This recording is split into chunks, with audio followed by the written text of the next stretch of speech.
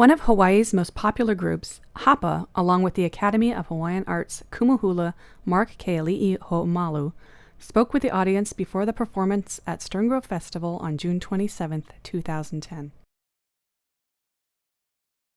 Hapa just means half. In this case, it's half Caucasian, half Hawaiian. The group is made up of an Irish Catholic guy from New Jersey, New York parents and grandparents, and Nathan, local boy from Hawaii. That's, kind of fits. Also, the music is a modernist version of contemporary Hawaiian music. Hapa's wheelhouse is mixing chant with modern day songs and really keeping a close eye on the language to make sure that it's pronounced correctly. Mark over here carrying the torch with his ipu. Charles also plays ipu and chants at our concerts. Nathan sings falsetto. I consider that an instrument. Also, Nathan is one of the world's renowned players of the 7-string bass. So there's only 10 guys that play it. Really, not that many guys play 7-string bass, and he really is renowned with that instrument. And hula, of course. Pilani and Malia Peterson is another one of our double black belt girls that we travel with. Waka! Slack key guitar is actually a indigenous style of guitar. Around the 1850s, George Vancouver gave the gift to Kamehameha IV of cattle.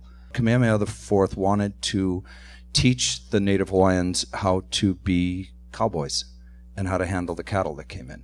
So along with in came the Spanish vaqueros in the 1850s. They brought along the guitars.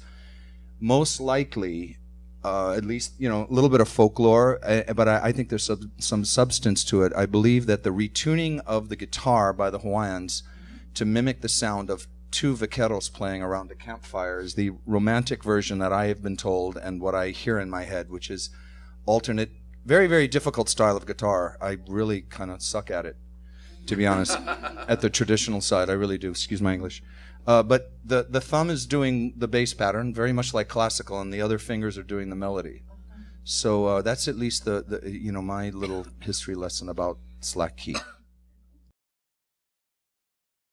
In the mid-70s, there were less than 30 adolescents that spoke the Hawaiian language. So there was a renaissance period that went on in the 70s of music and language awareness, cultural awareness in Hawaii, and that actually reached me through a local boy who was my friend in Boulder, Colorado. We were both working in a record store.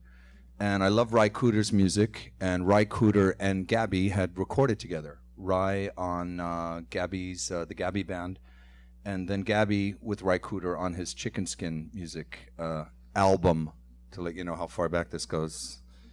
So that was the bridge for me. It really grabbed me, and I learned. I didn't get a chance to meet Gabby because he passed away about a month before I hit the shores there. But from what I understand, he was one of the main guys who musically led the charge with his 6-string Martin in one hand and a 6-pack of Primo in the other. Hula is very interpretive. It's how you see it. It's a way for people to understand what we're trying to communicate. So the words are very similar to the motions, and we try to depict what the musician or the singer is trying to say. So kind of similar to sign language, very similar to that. But it's a little deeper. It's trying to emote a feeling across. A lot in Hawaiian songs, there's a lot of kauna, which is like a hidden meaning. So it may not necessarily literally mean, what's written, but there's a deeper, love story or, tragedy to something, to a song. So for me, it's really trying to get people to understand or feel what I'm feeling when I dance.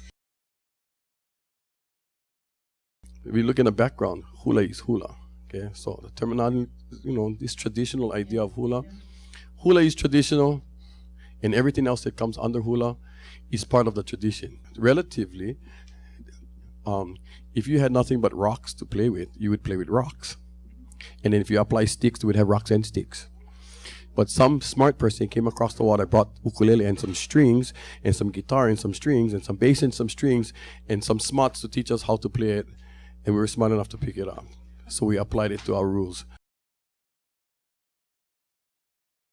We totally enjoy what we do, but it's such a great feeling to walk off stage and have someone come up to us and say, Can I take you home with me? Yeah.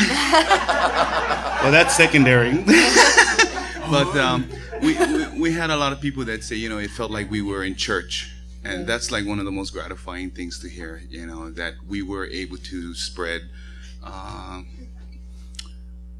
aloha, if you will, through something that we were blessed with, for something that we enjoy doing, going on stage and giving that aloha and feeling it from you folks. That's all we ask for, It's a beautiful thing, man. Well, we feel the beauty. Your support helps make possible Stern Grove Festival's admission-free concerts and outreach programs. Please make a donation online at www.sterngrove.org.